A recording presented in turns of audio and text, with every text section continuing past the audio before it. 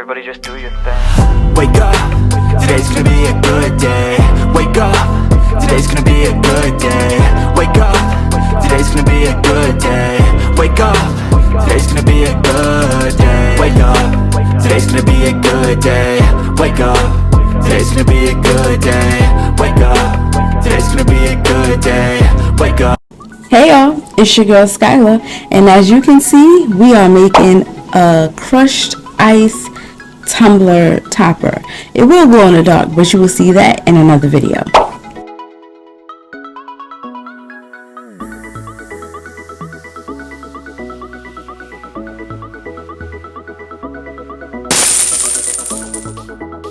So I'm taking my hot glue gun that I got from Michaels, and I'm also taking Gorilla glue sticks that I had got from Michaels as well, and I'm just going to glue the fake crushed ice that I got from off of Amazon onto the topper.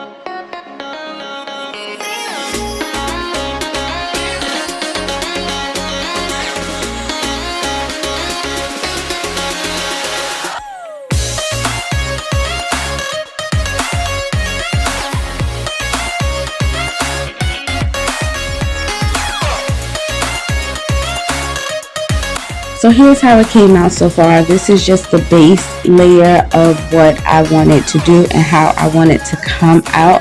There's no really right or wrong way of doing this. You're just gluing some crushed acrylic fake ice to a top and seeing how you want it to look. So that's basically what it is. All tops are different. All tops are created different. You don't know how the ice is going to fall or lay on the topper, so you're never going to get the same topper twice.